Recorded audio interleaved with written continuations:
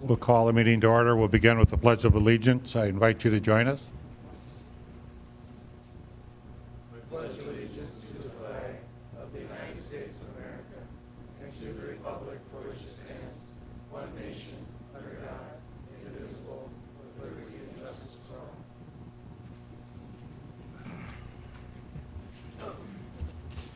We're real excited to eventually move into the new City Hall because tonight we have audio issues with Commissioner Gehrig, so the audience will have to be a little tolerant, but Tony's on a cell phone here, so we'll make it work.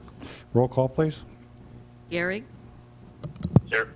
Grinberg. Here. Pepcorn. Here. Strand. Here. Mahoney. Here.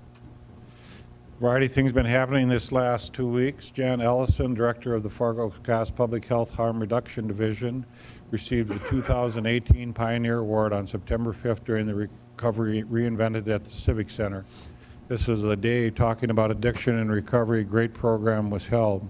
North Dakota Governor Doug Burgum and First Lady Catherine Helges Burgum co-presented the award to Jan at the beginning of the day that focused on advocacy, connecting the community resources, and eliminating shame and stigma to addiction. Jan is a long-term employee of the City of Fargo and has been doing great work in regards to this. As we approach the fall, we also approach the flu season. The Centers for Disease Control and Prevention recommends everybody 6 months of age or older get the flu vaccine every season, which is the best way to reduce the risk of getting sick and the seasonal flu and spreading to others. Fargo Cass Public Health will hold several flu shot clinics in September and October. A lot of employers are also having time to get your flu shots as well. Dates and times will be announced soon, right, Desi? Yeah. Library. The library's weekly fall summertime series for toddlers, preschoolers, and families starts today. The free 14-week series is offered in all 3 Fargo Public Library locations and is a great way to introduce our children to reading and to the library. Culture and Colors of Pakistan is set for Sunday, September 16th at 2 p.m. in the main library. The event is part of the Welcoming Week FM 2018. Community Development, or community doing that? Human Relations. Human Relations. Next Sunday, the library welcomes the author Robert Dodge to the main library for a reading and talk about his book, Tempest Toast, a refugee experience through one community's prism, which focuses on the experience of refugees in the Denver area where now Mr. Dodge resides. Police. The Fargo Police Department Community Trust Officers held their first Fargo United events recently at Madison and Jefferson schools. They had a great turnout, fantastic interaction with many children. We had big crowds, right, Chief? It really went well. At the Madison event, Officer Emily Sherris participated in the pie eating contest. She ate how many pies? Well, it was a short amount of time to eat as much of one pie as you could. She did not win. One of the kids did, but they ate it so fast that they almost got sick, so we might not do that again. And Officer Kevin Pallas took part of the dance contest doing the whip and the nay-nay. Chief Todd will demonstrate the whip. No, I will not. Kind of hoping I don't have any idea. Public Works. On Wednesday, approximately 400 youth and 150 adults will plant 4,500 new trees and shrubs as part of the annual Reforest the Red event. This year's public event will be held from noon to 7:30 p.m. on 10th Street North between 37th Avenue North and County Road 20. The project is a partnership between the Fargo Park District, the City of Fargo, Riverkeepers, Dakota Audubon, and Cass County Soil Conservation District. Scott, that's a big event, right? How many trees? All 4,500. And are any of them ash, or are any of the bad diseases that you have to cut them back out? Oh, good job. We'll start the meeting. Is there a motion to approve the order of agenda? So moved. Is there a second? Second. Any discussion? If not, all in favor say aye. Aye. Aye. Opposed say nay. Motion carried. Is there a motion to approve the minutes of August 27th, 2018 regular meeting? So moved. Is there a second? Second. Moved and seconded. Any discussion? All those in favor say aye. Aye. Opposed nay. Motion carries. Is there a motion to approve the consent agenda items 1 through 25? So moved.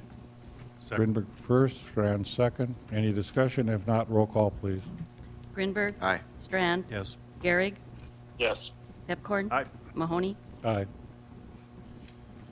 We'll go to the first item on the agenda, 26. Commissioner Goering would like to discuss public meetings held in city commission chambers. This came out of a little discussion about what do we televise and not televise, and it has been discussion amongst the commissioners. It appears that we would like to get things out in public so the public can watch it at any time, doesn't necessarily have to be here in person. So Tony, I'll let you go ahead. Yep, it's just my understanding that our policy is not the official policy, and as you said, as commissioners, we want to be have the people be involved and be able to see what we're doing, and especially when we're having a public meeting, it should be recorded whenever possible and put on our website for people to follow up with. So this is just an attempt to make, I think, what our agreed upon policy that isn't official into an agreed upon official policy. So I'll make the motion to accept this as our new policy for public meetings. Is there a second? Second. So for the public, what it is, there's a policy that basically states anytime we have a meeting in the commission chambers, whether it's a brown bag, educational, or a meeting, it will be televised. It will be available on our website, so it can be viewed by anybody at any time. And in the past, sometimes we televised things, sometimes did not. We now have enough technology in the new chambers that we should be able to do this. Our staff had to merge and do a variety of things before. We'll have the technology where that all can be done. And Greg, you'd have access within a couple hours after the meeting, or? Yes. So it'll be much better, much faster. So that's really what the policy states at this time. If there's meetings that are not held in the chamber, that's a little bit difficult. Airport Authority, we do televise at this time, and people have access to that. And we'll look for solutions on any meetings we have that are not in the chamber so people can see what's going on. And I think that's just a matter of transparency that the group would like. Any other discussion? Mr. Chairman, I have a couple of things. Well, first of all, I'd like to know how much it's going to cost.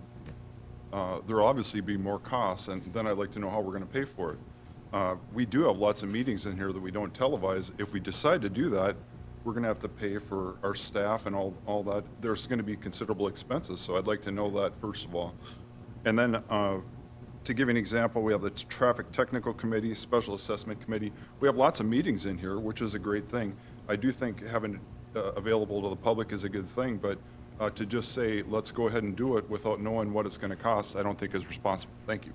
Let me have Greg explain that to you. Good evening, Mayor and Commissioners. In terms of cost, there really will not be, there's not going to be really any additional costs associated with that, because for our employees we have here, whether it's on TV or not, almost every meeting we have in the commission chamber, we have an employee here anyway. So it's just going to be added workload to that employee. There won't be any additional employee time that will be needed for these meetings.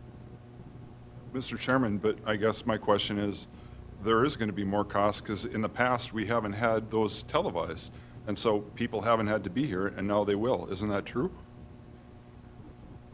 While the meetings have not been on TV, there always is an employee there whenever there is a meeting held in this room to be operating all the rest of the pieces of equipment in the room. So we're anticipating that that employee will be used to be doing this, and they can do both at the exact same time. Thank you. Any other discussion? Commissioner Strand? I'd like to thank Commissioner Garrick for bringing this up. I believe that every element of transparency we can deliver to the public has value. And I know we've had some instances in the past where we're quibbling whether or not a meeting we had that even might have been recorded gets put out to the public. So I think the consistency and the availability of information will have value.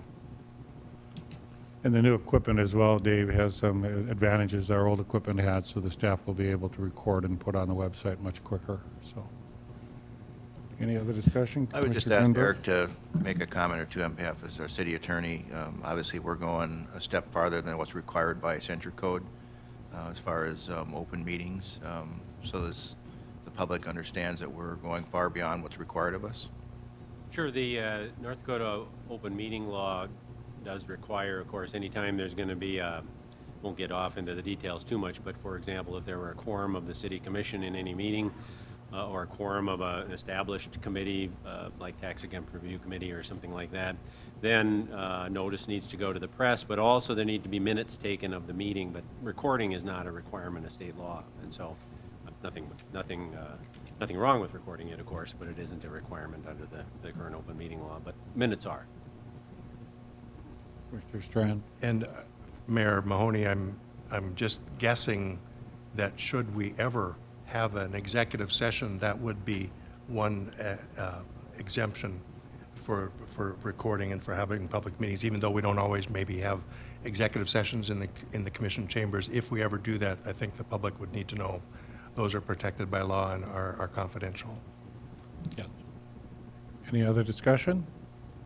Roll call vote, please. Gehrig, Yes. Strand, Yes. Grinberg, Aye. Pepcorn, No. Mahoney, Aye. Item 27, State Water Commission requests cost reimbursement for FM diversion project costs.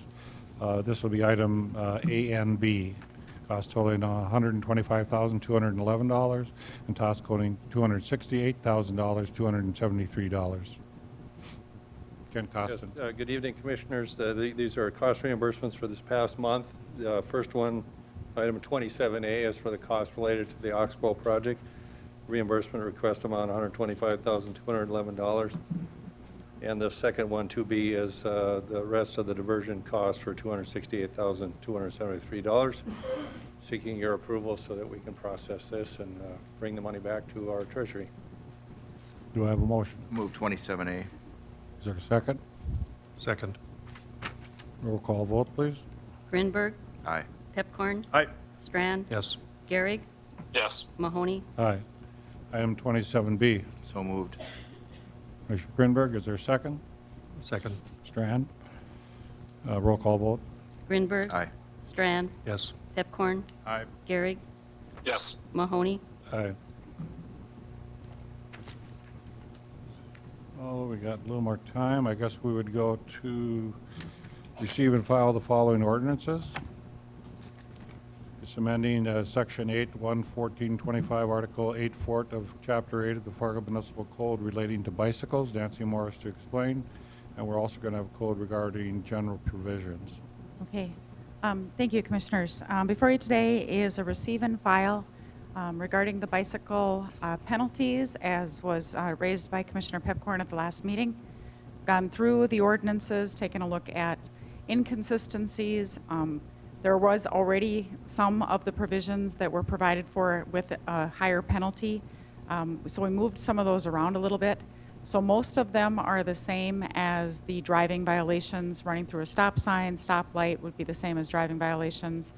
We did move from a $40 penalty back down to a $5 penalty of a juvenile riding in the downtown area on a bicycle with unaccompanied. There just seemed to be some inconsistencies. So before you today is just some changes to the ordinance relating to bicycles and the penalties that are associated with those behaviors. So when you define juvenile, what age is that, please? Under the ordinance, it's a 12-year-old. 12-year-old. So, Do I have a motion? Move to approve. Is there a second? Second. Commissioner Pepcorn, does that meet the needs of what you wanted about the last meeting? Absolutely, and thank you, Nancy. That's very impressive to have a 2-week turnaround. That's a pretty high standard, so thank you for all your hard work. And Chief Todd also was involved, so thank you very much for participating, and I think it's a good thing. The line that I liked was share the responsibility, share the road and share the responsibility. And I think this is an opportunity for hopefully to increase safety and things like that. So thank you very much for your hard work, Nancy. welcome. Thank you. Mr. Strand? Thank you, Mayor. I guess I was, not that I'm opposed necessarily, but I was kind of surprised that an off-the-cuff comment can all of a sudden lead to action this quickly.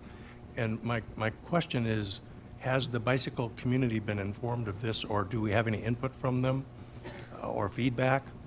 Because there really wasn't much notice of this change coming, and it's... No, I have not had any public meetings or anything. This is on a receive and file, so there is an opportunity before the first reading and adoption for input. So this is the first time that these changes are being presented So to this- you and the public. Clarifying, this is a receive and file, which gives room for public input. That's correct. Thank you. Mhm. And John, while you were gone on vacation, some of us have heard from the citizens, so. And I have too, actually. Any other discussion? Roll call vote, please. Pepcorn, Aye. Grinberg, Aye. Gehrig, Yes. Strand, Yes. Mahoney. Aye. We now will go to public hearings. Donald Kress, you were coming up. Zoning change agriculture to public institutional on a portion of south half of Section 19, Township 140 North, Range 48 West on 5th Principal Media, Cass County, North Dakota, and Lot 1, Block 2, Royal Oaks Edition, Approval recommended by Planning Commission 8/7/18 and first reading of the rezoning ordinance. Donald Crest to explain. Good evening, Commissioners. Donald Kress of the Department of Planning and Development. That rather elaborate legal description is more readily known as the wastewater treatment plant on North Broadway. The wastewater treatment plant is currently zoned agricultural. It was established in 1937. That that was the zoning out there then. The zone change that the Planning Commission recommended approval for is to change this to public and institutional, which is the appropriate zone for a government facility like this. And more importantly, as you commissioners, I believe, know, the wastewater treatment plant is about to embark on a rather large updating two-phase project over the next number of years to improve their facilities and develop additional facilities. And as I understand it from Mr. Hausauer, the facility director actually maybe remove some of the existing facilities as the technology advances. So again, this is a zone change that just puts the proper zoning for a facility like this in place, updates it from the 1937 zoning. And so that's what's before your commission today. There is also referred to in your staff report an institutional master plan. This was approved by the Planning Commission at their August 7th meeting, and that is the approving body for those. That does not come before your commission. It's included in the packet for your reference. What it does is just take a large-scale project like this that's going to be developed in phases over a number of years and just make it easier for future staff review of this as it goes through the building permit and process. Several large institutions in Fargo-Moorhead have this. As the staff report indicates, staff did receive some comments from this project prior to the August 7th Planning Commission meeting, but we have not received any comments since that time. Also, prior to the Planning Commission meeting on August 7th, the Planning and Wastewater Treatment staff held an informational open house for surrounding residents. A few residents attended this meeting, though no concerns were brought forward. The Wastewater Utility Director, Jim Hausauer, could not be with us this evening, but Carla Olson from Apex Engineering, who's the consulting engineer, is with us here if you have technical questions on the project. The zone change ordinance for this project was prepared by the City Attorney's Office and is included in your packet. The staff recommendation is, or the Planning Commission's recommendation, rather, is stated on the screen and stated in your packet. This concludes staff's presentation. Thank you, Commissioners. Is there anyone present who wishes to speak regarding this rezoning change? Is there anybody who wishes to speak? If not, we'll close the public hearing. Do I have a motion? Move for approval. Is there a second? Second. Any further discussion? I was at one of the hearings publicly. We didn't have a lot of people. They were just kind of interested in what's going on in the water treatment. Yes, Kind sir. of interesting. No other discussion? Roll call vote, please. Grinberg, Aye. Pepcorn. Aye. Gehrig, Yes. Strand, Yes. Mahoney. Aye. Thank you, Commissioner. Item B, continue to 10/18 is application by Enclave LLC, payment in lieu of taxes for a project on 312 11th Street North. This is going to be continued from the 8/27 meeting, regular minute. There's a motion to continue the hearing to 5/15 Monday, October 8th, 2018. So moved. Is there a second? Second. Have no discussion. Roll call vote, please. Grinberg, Aye. Pepcorn. Aye. Gehrig, Yes. Strand, Yes. Mahoney. Aye. Item C, application filed by Dakota Beach Capital LLC for payment in lieu of tax exemption on a project located at 914 and 918 15th Street North, which the applicant will use in operation of development management leasing of a 16-unit apartment, new NDSU. Explanation by Jim Gilmore. This project would be the removal of two older homes at 914 and 918 15th Street North. The developer is Dakota Beach Capital. The new project would be a 16-unit apartment building with both interior and exterior parking. There's a map in your packet that shows the location of that. This is in the University mixed-use zoning, so no zoning change is required for this project. In June, you authorized us to work with the developer and bring this application forward. We have referred the financials to our financial advisor, PFM. Their report is attached, and it indicates that the pilot incentives are necessary for the project to be feasible. Primarily, the debt coverage ratio would be insufficient without the lower property taxes. The Cass County and Fargo Schools have both been informed of this hearing, and both organizations have elected to participate should the city approve the application. The recommendation from our tax exempt review committee is for a 10-year pilot incentive based on the attached schedule. The project now pays $4,800 a year in property taxes. That amount would continue for the next 5 years. In year 6, it would increase to $16,000 a year for the next 5 years, and then would come fully onto the tax rolls at about $28,000 in year 11. What I'm looking for tonight is just a recommendation to approve that recommendation from the Tax Exempt Review Committee. Eric and I need to work on the actual development agreement, and we would bring that back to you for your consideration at the next meeting. That would get into the specifics on the development and make sure the developer documents costs in order to receive this full level of assistance. If you have any questions, I'd be happy to answer them. Any questions? Mr. Stratton? Thank you. Jim, is an $850 monthly rent for an efficiency affordable housing? No. One of the goals of this program is that it rents not exceed 150% of the fair market rent. So the fair market is about 50%, a little bit more over the fair market rent. This particular program is not really aimed at trying to create lower income housing. There's other pilot programs you'll see where we're actually trying to accomplish that. This is more focused on trying to get areas redeveloped with higher quality units. It's really market rate housing. So their rents will be similar to other apartments in the area. Yes, the question was affordable, Jim. He didn't ask if it was low income. We were told by Enclave it was affordable. I mean, a real broad definition of that depends on what your income is. So what's affordable for me is different for someone else. And again, if I might continue, I'm assuming then 1125 or 900 for a one bedroom and 1125 for a two bedroom are a similar answer, that they're relative to what people can afford, but Yes. it's not low income, of course.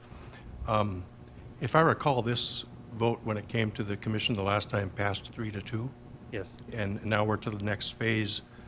Could you update us on what's the vacancy rate of apartments in town right now? It's about, I think it's a little below 9%. It varies by area. It's been a little bit lower vacancy in the downtown. Some of the newer buildings near NDSU are lower. Actually, some of the areas right around West Acres have a little bit lower vacancy rate, more in the 7% range. When you get further out by Davies High School or southwest of by 45th Street, those newer apartments coming online have vacancy rates considerably higher. But I think for the last quarter, the vacancy rate dropped from about 9.5% to a little bit below 9%. And the desired rate would be, ideally, what would that be for a vacancy rate in a community like Fargo? Probably between 5 to 6% is a vacancy rate where you still have competition. People need to do a good job with their apartments and manage them in order to fill them up. So in that 5 to 6% range. Generally what we've seen over the decades is when the vacancy rate increases about 6%, the apartment construction slows, and I think we're starting to see that. Okay, and if I might, one last question. I believe it's one last question. What type of feedback have we had from the Roosevelt neighborhood? Yeah, we didn't do any specific notice because the zoning isn't changed on this one. At your previous meeting, we're looking at some renewal plans in that area. They probably seem a little less concerned about this university mixed-use area where we don't have that many owner-occupied homes. Most of these blocks out there might have 1 or 2 owner-occupied homes per block. It's primarily rental, primarily higher density. Thank you. Is anyone present who wishes to speak about this pilot? Is there anybody who wishes to speak? If not, we'll close the public hearing. Do I have a motion?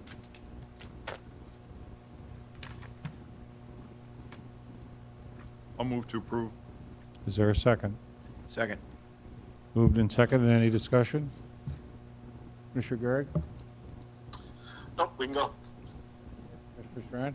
Thank you, Mayor. And again, I just really believe that we need to do better if we're using targeted tax breaks and incentives for building apartments when we have such a high vacancy rate now, and when it doesn't contribute to affordable housing for people in our community. And I'm concerned about the ongoing risk at the Roosevelt neighborhood. It just seems to be unchecked. So I'm all for if they want to build their apartment building. I just don't believe the public should be contributing under those circumstances to that. So I'll resist this vote. An interesting statistic is that Roosevelt neighborhood is worried about losing students or having new students coming into their school district. And actually, if you go west to University, that's where they're picking up most of their children. So this could actually be something that helps the school system. It's opposite of what you might think about single-family homes. We'll see how that bears out. Yep. Any other discussion? Roll call vote, please. Pepcorn? Aye. Grinberg? Aye. Gehrig? No. Strand? No. Mahoney? Aye. Item C, enacting Article 323, Chapter 3 of the Fargo Municipal Code relating to collection of utilities and services. Steve Sprague to explain.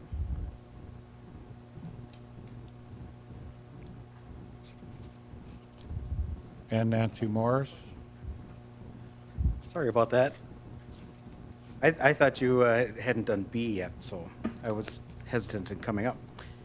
So I wanted to just explain, this is a kind of a paradigm shift of a thought process on collecting utility bills. And it kind of came up because of the stormwater utility, and we were looking at billing, bare ground for their stormwater runoff and parking lots and things like that. Our past practice has been if somebody's not paying their utility bill, we'll use their water service as kind of our hammer to say, hey, you have to pay this. And so we'll turn off when their utility bill goes unpaid. Well, if you don't have a water meter and we're not billing water, we needed to have another collection method. And so we started doing some investigation, and the consultants that helped us with the stormwater said that in Grand Forks, they're actually adding unpaid utility bills to the property taxes. And so we started looking at that and said, well, would that not only solve the stormwater conundrum, but would it maybe help also with unpaid water or other people that are not paying for their city services? And so some of the examples of people where we're having city services provided and they're not paying, we have in Casserole Water, where the Casserole is providing the water service. The city is providing the forestry, mosquito control, garbage, sewer services, and we have a few property owners out there that aren't paying on a regular basis. What we've done in the past is seek a judgment, so we have to go to court and get a judgment against them, and then you still can't collect necessarily.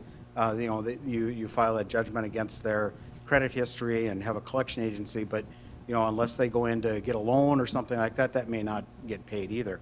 And so we saw this as a really a game changer for us in the utility billing department, that we could take utility bills that are being unpaid and then add it to their property taxes. And so we wanted to get that before you and have that discussion with you. The changes that Nancy is proposing, that she's written up in the ordinance, would make landlords and tenants both responsible for the utility bills. We do have some rental property that have a fairly significant history of tenants leaving and not paying their utility bills. I had my staff prepare a list of some examples, and there's one that really kind of stands out in particular, which had 19 charge-offs totaling just under $4,000 in the recent history. And so we saw this as a way to not have all the other taxpayers paying somebody else's responsibilities. The timing on this, the auditor's office would prepare a list we would look at June 30th and see which ones would fall into the, would be ones that we would want to proceed this way. We would provide notice to the property owners that their unpaid utility bill is going to be added to their property taxes. And then we would also have a public hearing and then ask the city commission to approve that list. So that's kind of what we're looking at. We would be looking at preparing the list in June and then doing the notices in July and then adding that assessment, or not assessment, but adding to the property taxes in August. So I don't know if Just you... like special assessments, we would have a list of names. Correct. Here's where it's going to happen, and in July, we'd make the decision. Yes, well, we would have presented to the city commission in August. So kind of the same timeline as our nuisance abatement and that type of thing. Any questions, Steve? Mr. Strand? Thank you. Steve, if this happens and somebody does get assessed, and ordinarily it might go against the credit record of the tenant, would that alleviate that, and being as it ends up being satisfied, that there wouldn't be a credit report or action against the tenant? Yes, I think we would turn we would have a lot fewer properties being sent over to collections because we would now have a very strong collection method. And is your sense that property owners would maybe take this out of deposits they've withheld, or do you have any sense from them? Well, I think there'd be a couple of opportunities for the people that own the rental property. One would be to say, hey, water utility is included. All of your city services are included in your rent. They'd obviously adjust the rent to what their average monthly bill would be. The other would be that they would want to be calling us to make sure that their utility bills are current before they refund any deposits or any damage deposits, anything like that. Thank you. Any further discussion? Mr. Strand? This is good. We're really excited I think about it's it in the good. utility department. We have some unusual situations. We have some where we have a stop box before the services. And so I know there's one that actually one of my staff members lives beyond the stop box, and her neighbor has been delinquent in paying, and we go, well, we're going to shut you off, but you can't shut off the people that are paying. And so, we've really been in a frustrating situation before with some of those. Can I have a motion? So move. Is there a second? Second. Moved and seconded. Any further discussion? Roll call vote, please. Strand, Yes. Pepcorn, Aye. Gehrig, Yes. Grinberg, Aye. Mahoney. Aye. Item 30, communication from City Attorney Eric Johnson regarding dangerous building proceedings on 427 15th Avenue South. Eric Johnson. Thank you, Mayor and Commissioners. You have my transmittal letter to you along with some additional materials. I'll just try and set the table rather succinctly here. You had a hearing on August 13th regarding the property located at 427 15th Avenue South in Fargo, the property owned by Mr. Sabo. Mr. Sabo was there at the hearing and provided testimony, if you will, along with neighbors and along with the head of the building inspections, Bruce Terrelson, regarding this property and a determination that was before you that the building was dangerous. And you approved a motion at that time, making that declaration and directing that findings of fact be prepared and an order be prepared to be issued that would direct that either Mr. Sabo have 30 days to demolish the structure, or if he didn't take it upon himself to do so, then the city would go on and demolish. That was the nature of your motion back in August 13th.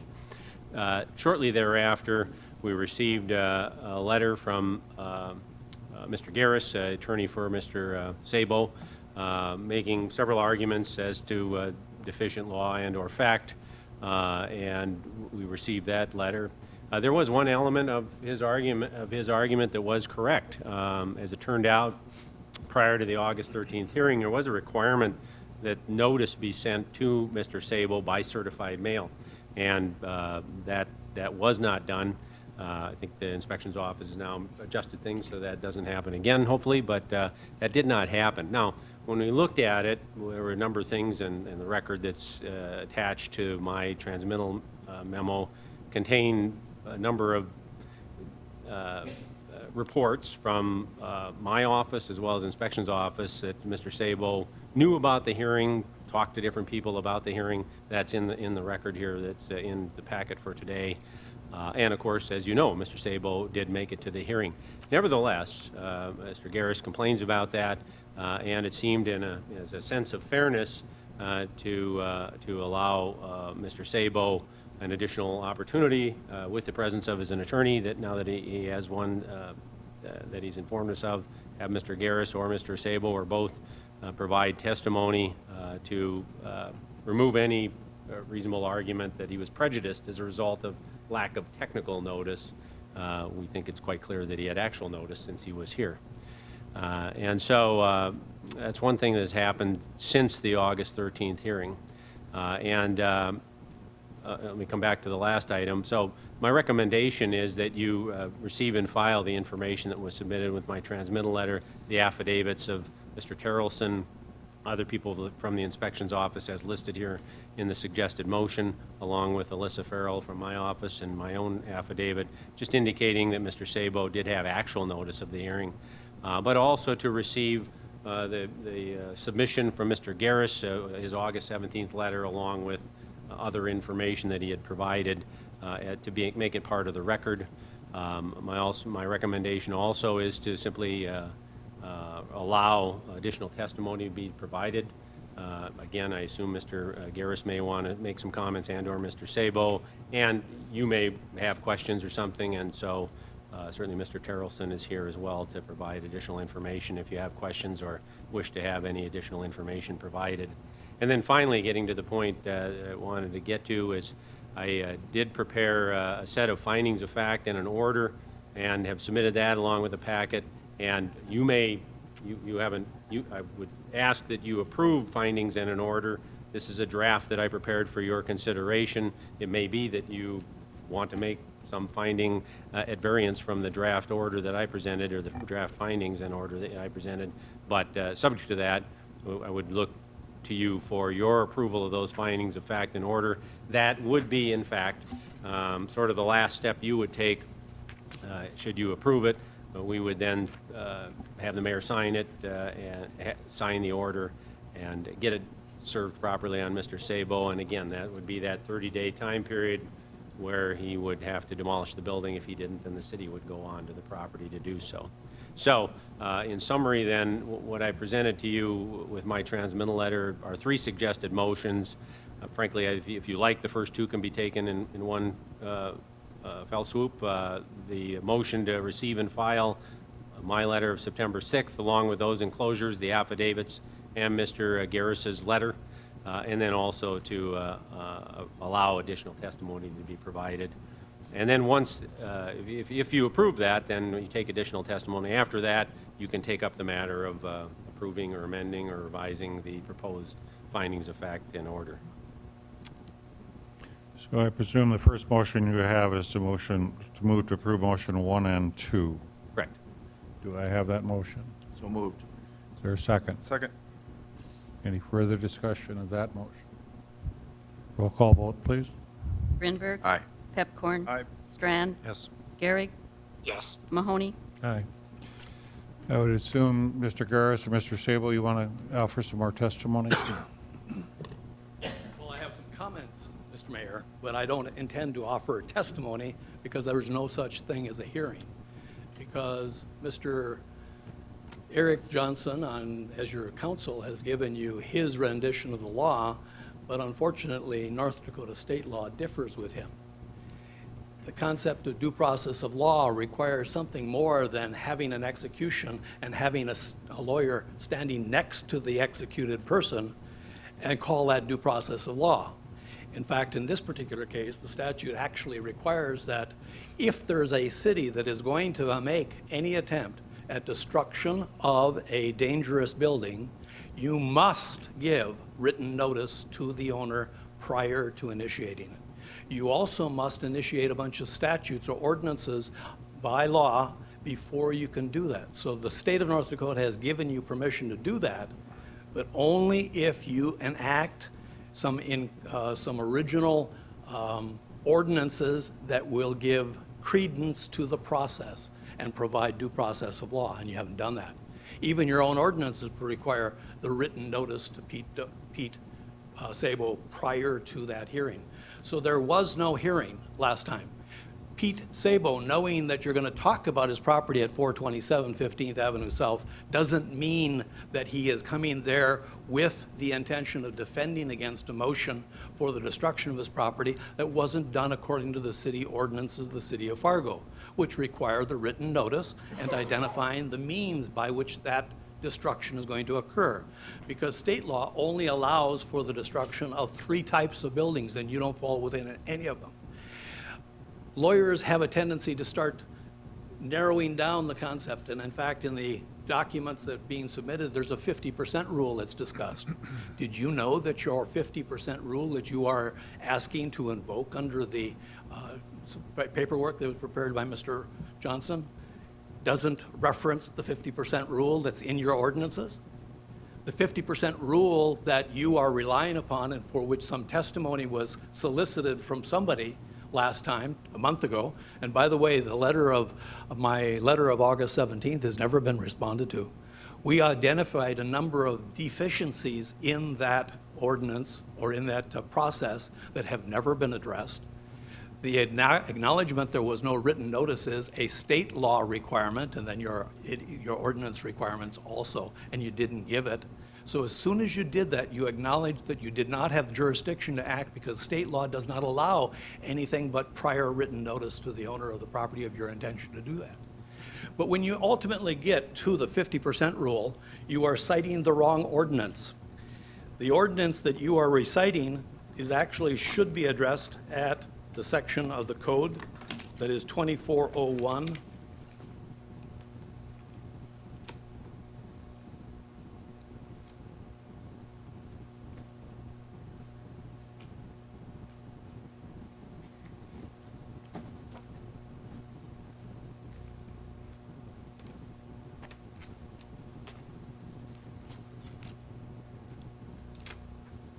Twenty 210401, excuse me, 210401, and it is entitled Definitions. All buildings or structures which have any or all of the following defects shall be deemed dangerous buildings. Subsection 2. Those which, exclusive of the foundation, show 33% or more of damage or deterioration of the supporting members, or 50% of damage or deterioration of the non-supporting enclosing or outside walls or covering. That's the 50% rule that is set forth by your definitions for a dangerous building. The definition that you are using is actually coming from the standards for repair, vacation, or demolition, which is 210402. And I'm going to read in pertinent part. The following standards shall be followed in substance by the Board of City Commissioners in ordering repair, vacation, or demolition. A, if the dangerous building can reasonably be repaired so that it will no longer exist in violation of the terms of this article, it shall be ordered repaired. I'm going to stop right there. If in fact there is evidence that says that the dangerous building can be repaired, your first duty is to order that it be repaired. I'm going to tell you the rest of the story that wasn't told by any of the city officials as it relates to this property. Pete Sabo has been vilified going back for something like 20 years on this property. He has not owned this property for that 20 years.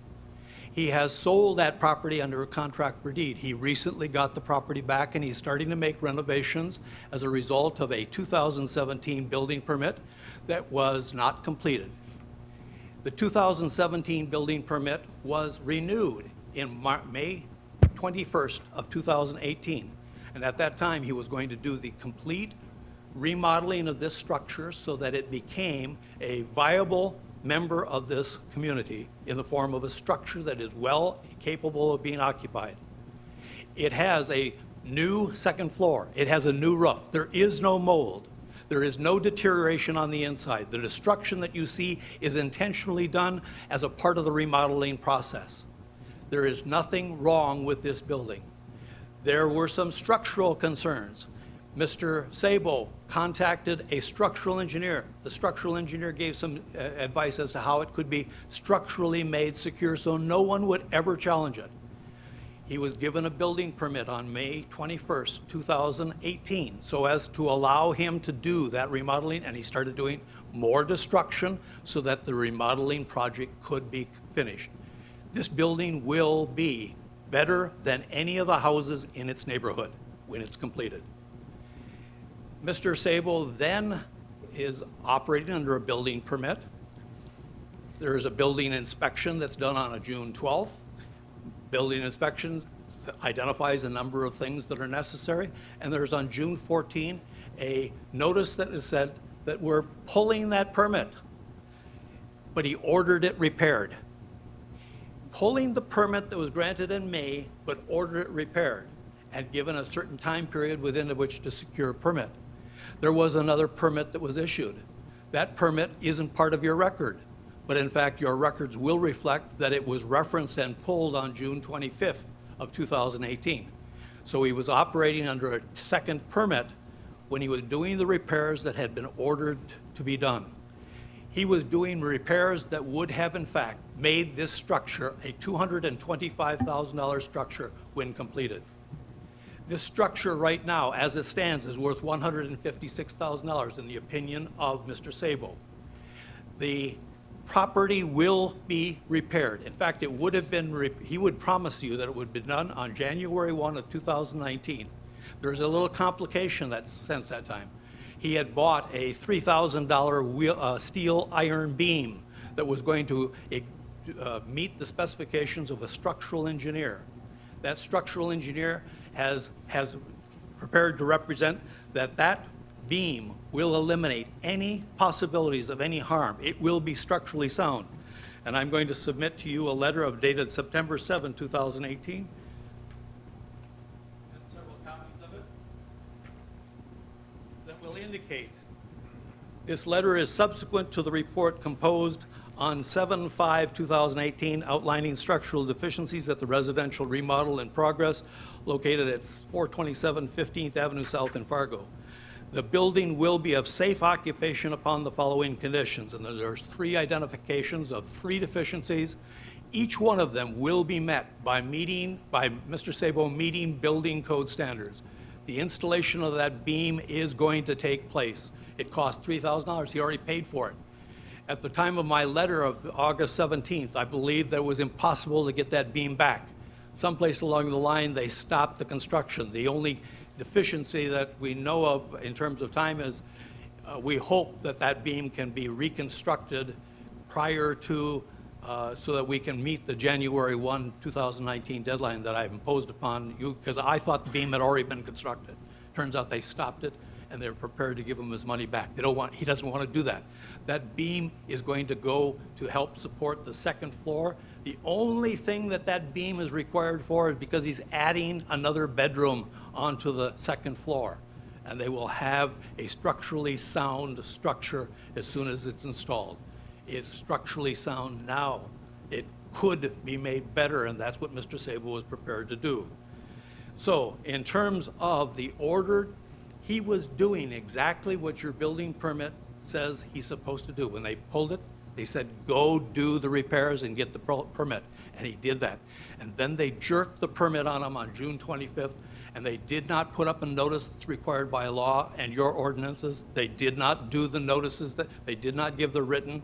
And Mr. Sabo has been trying to deal with the inspections who have somehow got a secondary motive or an objective that is contrary to law, and that is to destroy this building when all the standards say it can be repaired and it should be ordered repaired, because that's your standard. If there is a problem, order it repaired. And when they did that, they then jerked it because they want it destroyed. And they told him to work with the structural engineer, and the structural engineer gave reports, and he can do this, we can do this, there's no problem, we can do this. And the structural engineer is prepared to say that if it's done, that will be a structurally sound. There is no danger to anybody. This property is worth $156,000 right now. And in fact, if it's done remodeled as Mr. Sabo intends, it'll be worth $225,000. But you used a 50% rule, and that goes to the second section of the code.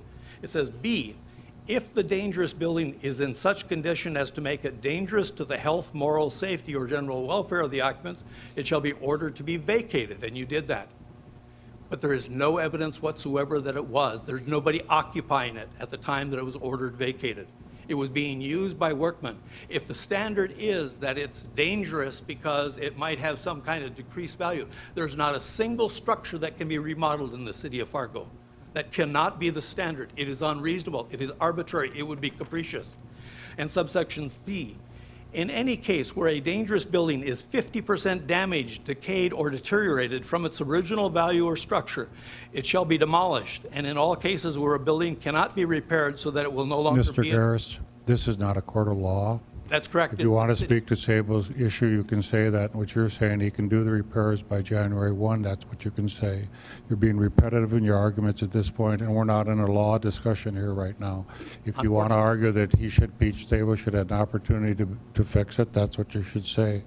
You can get in a legal argument with our attorney at some other time, but this is not, we don't need a law lesson here right now? Unfortunately, you do if you don't understand I the don't law. think so. You're preparing for a law argument. We just want to hear why you think Mr. Sable, who on his bar took more than time to get his bar remodeled, you're telling me he's going to keep to a timetable and fix his place. Is that what you're That saying? would be one thing I am saying. Thank you. But the second thing is that the state law says that you can perform this function, but only if you do it according to law.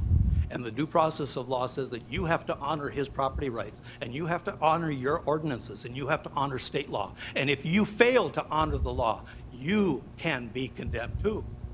And in this particular case, the condemnation is that that would be a taking of property, and the value is $156,000. The 50% rule that you're talking about here is in fact from its original value. Did you know that this property was constructed in 1929? What is the value of this property in 1929? Your ordinances provide it has to have a deterioration of value of 50% from its original value. And I am here to tell you that based upon the information that we have available to us, that that house was constructed for less than $30,000. So the 50% rule that you impose by your ordinance says that if the value of this property is $15,000 or less, that 50% rule would apply. But the 50%, the rule that you're actually implying, is the statute before that, and that relates to internal members. It relates to an entirely different structure. It relates to an entire different aspect of this structure.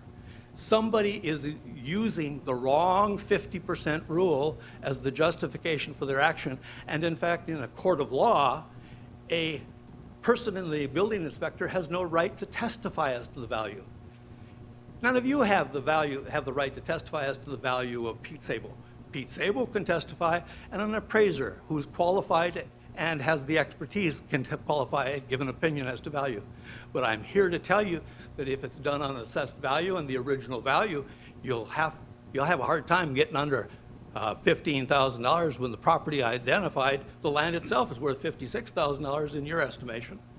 So obviously, under your ordinance, a 50% rule cannot be applied in this particular case. And to use the 50% rule when it actually is a bastardization of where it's originally coming from, which relates to internal members, and there's no testimony presented to you ever relating to that, you're in a situation where you are being asked to destroy a man's property when all he's trying to do is get it repaired. Mr. Chairman, I'd be interested in hearing Mr. Sable. I think the legal arguments, that's all fascinating, but if you want to continue with the legal process, you'll have your opportunity, but I'm more interested in listening to Mr. Sable and what he has to say.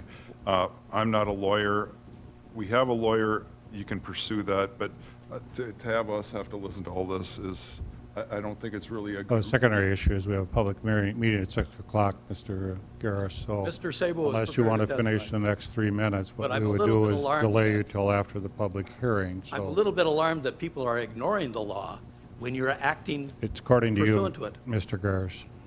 It's according to the statute, sir. It's according to you. According to the ordinances that you passed. For Mr. instance, Sable, do you know want to that say those anything? ordinances provide that you aren't supposed to hear testimony except for certain people? Mr. Sable is one of them. Lawyers are one of Can we them, hear from Mr. Sable and not Certainly from an can. attorney? That'd be great. as long as you understand the law, sir. You're the expert, I'm not, but I would rather hear from Mr. Sabo. Thank you. Appreciate that. Mr. Sable?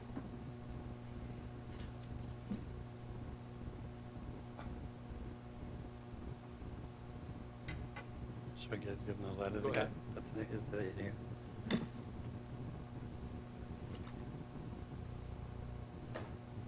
I did sell this property to a fellow. His name is Dustin.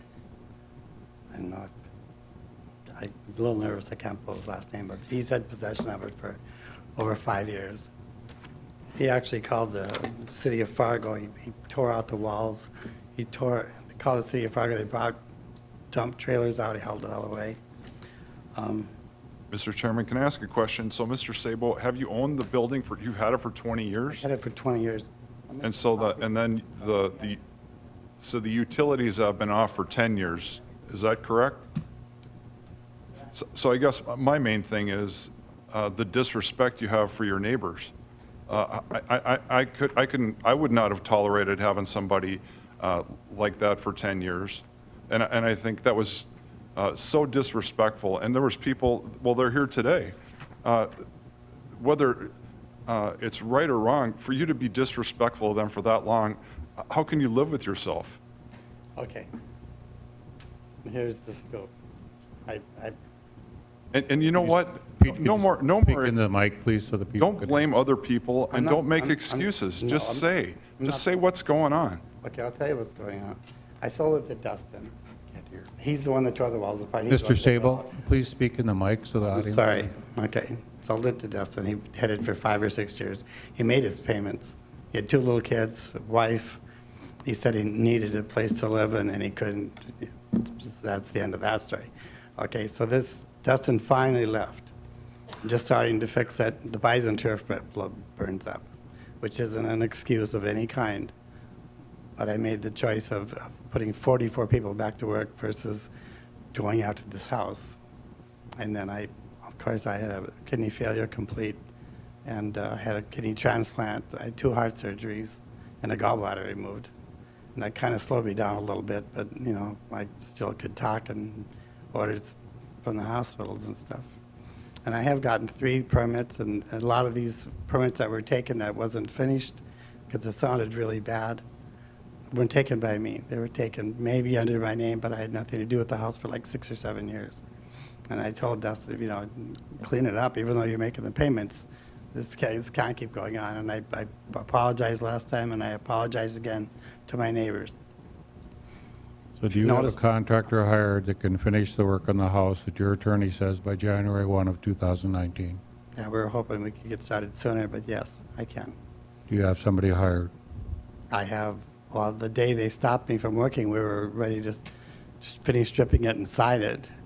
And we had 6 people working that day. And the inspectors came out, and I had a permit, and they said, oh, yeah, we canceled that permit that you've got posted right there, too. I said, I've had it for 2 days, and they said, we canceled it. So pack up your stuff. And it's been sitting now for a month. And somebody came in Mr. Chairman, last Sunday, and I've heard enough. I believe we stand firm. I'll make the following motion to let the legal beagles figure this out, if so may be. it's a good idea. Our decision is made, as far as I'm concerned, and whatever motions we make tonight to stay the course.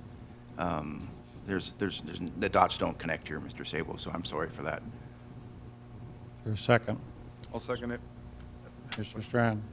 Mr. Sabo, have you, at this point, received adequate certified letter notice in advance of this discussion? No one's ever sent me a certified letter in the mail for it.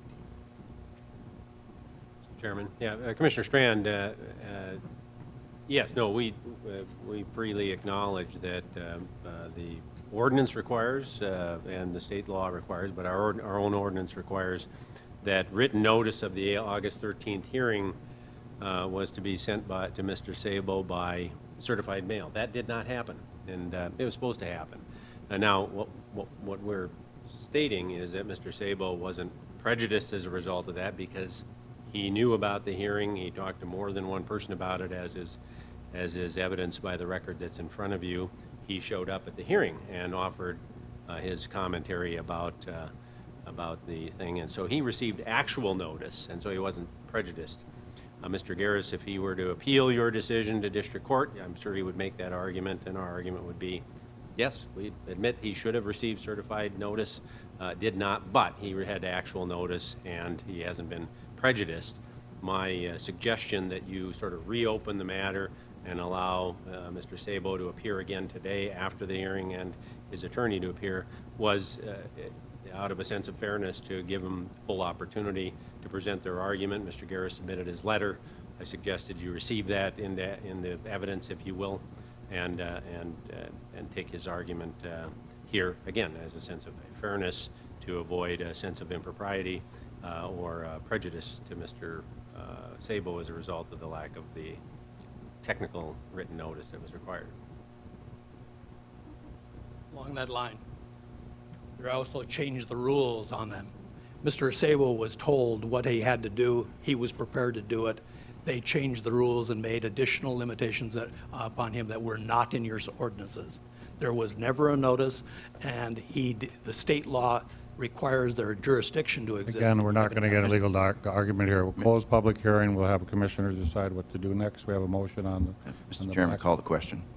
Call the question. Roll call vote, please. Grinberg. Aye. Pepcorn. Aye. Strand. Aye. Gehrig. Yes. Mahoney. Aye. Mr. Item Chairman? number 3, motion number 3 was... Okay, you were going on to the third We motion. just need to do the motion number 3 to accept findings and facts pertaining to this building by Eric Johnson. Do I have a motion? So moved. Is there a second? Second. Roll call vote, please. Are you going to open it to public discussion? Grinberg. Aye. Pepcorn. Aye. Strand. Yes. Gehrig. Yes. Mahoney. Aye. May your records reflect the objection to the due process that we were enjoyed tonight? Eric, what's the rule? Yeah, it's in the recording, so yes. Thank you. It's recorded. Any other business for the commission meeting? We'll adjourn for 5 minutes, then start a public hearing on the budget. Thank you.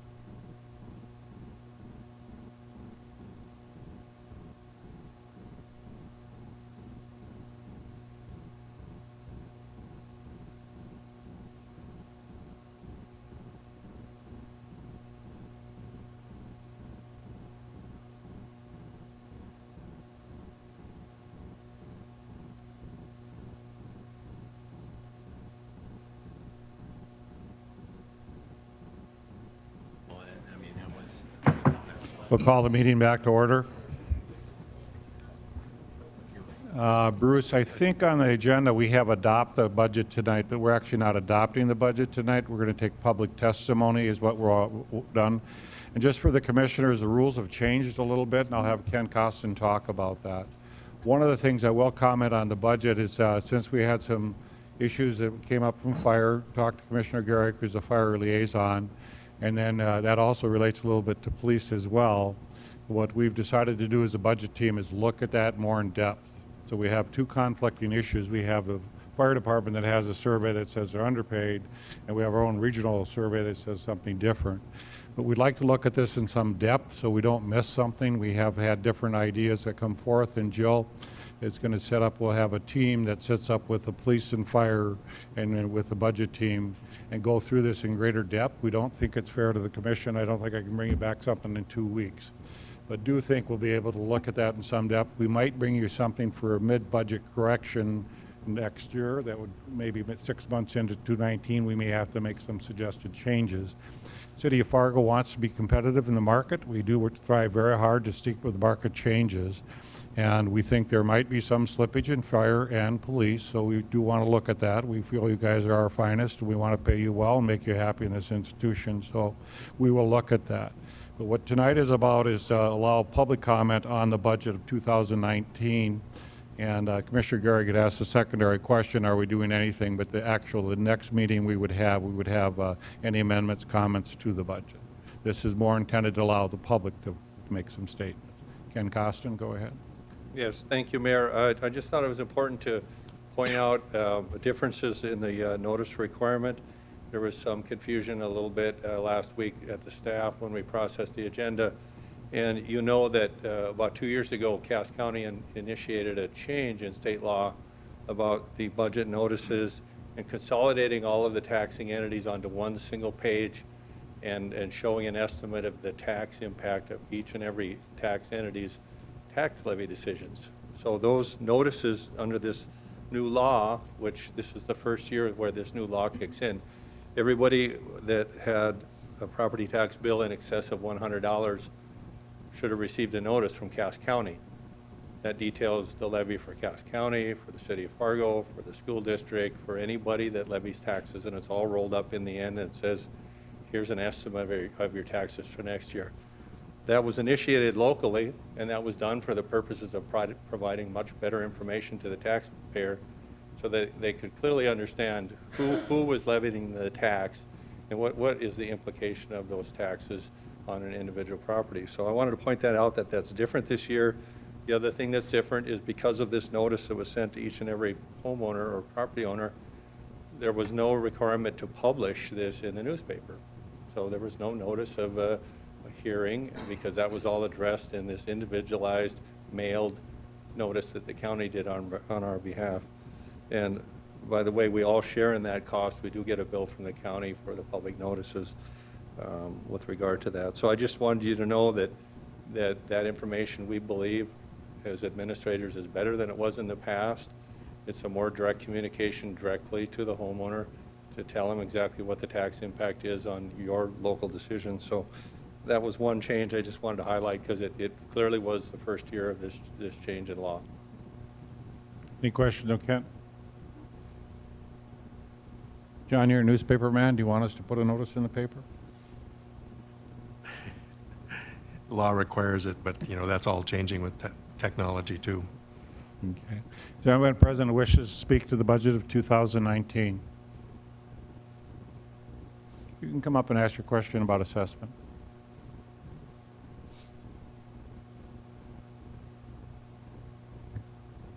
Thank you. My name is Richard Olick. I'm here to represent AMVET's John Greenlee Post number 7, right over here, 1001 First Avenue South. We've got a little over 500 members, and we got our tax assessment thing or whatever else, and no problem with the building, but our parking lot right next door went up 45.18%. We don't understand why a parking lot that has had no structure changes whatsoever is going up 45.18%. That's why I'm here, to find out why. So I'm going to have to refer you to Ben Hushka's team to look that over, and they can look at the assessment and look what's going on. They make the modifications or changes. Ben, do you want to speak to that? Well, Ben's coming up. Give me the location of the parking lot again. 1001 First Avenue South could be the parking lot right to the west of our building. Our building's right on the corner of 10th Street and First Avenue South. Parking lot to the west. Good afternoon, Commissioners. Well, I'm not really prepared to speak specifics on a property. I had no idea who may show up about the value. I'd recommend that they contact our office and we will take a look at it. We'll follow up and do a review of the value and. What we normally do, right, Ben? Correct. Just sit down and talk to them. Yep. So that's what we'll do. I understand that, but I guess, you know, I'm just going to say this as a citizen of Fargo. I've lived here since 1979. And on your deal, it says hearing is going to be September 10th, 6 o'clock. It doesn't say anything about contacting anybody prior if we disapprove of this. It just says, come to the hearing, 6 o'clock. That's why we're here, you know, had I known this, it would have been a better time for me Because a to. lot of people think they can come and talk about their tax assessment and values. And Ben, you want to come forward? We have had other times we do that. So, yeah, that does make it confusing. Right. Any property that received a value increase over the previous year of 10% or more would have received an increase notice letter from us in March prior to your Board of Equalization meeting in April. So So that he should have was the received this back at that time. Right. Yep.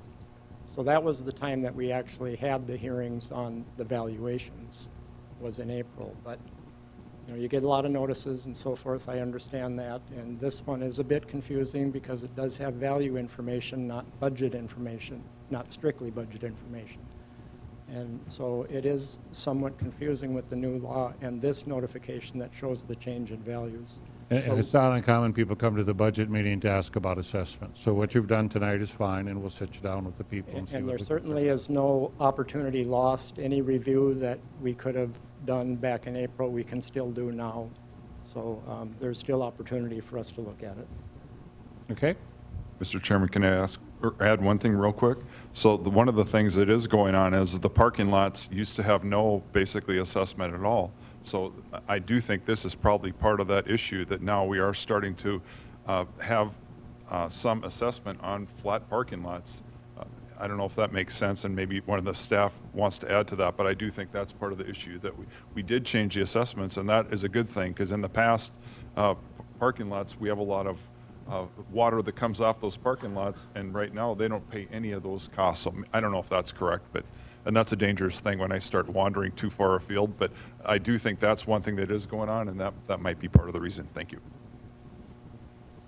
Anybody else want to speak, please? What a quiet group tonight. Any other discussion? Move to adjourn? I so moved. Is there a second? Second. All those in favor say aye. Aye. Aye. Thank you.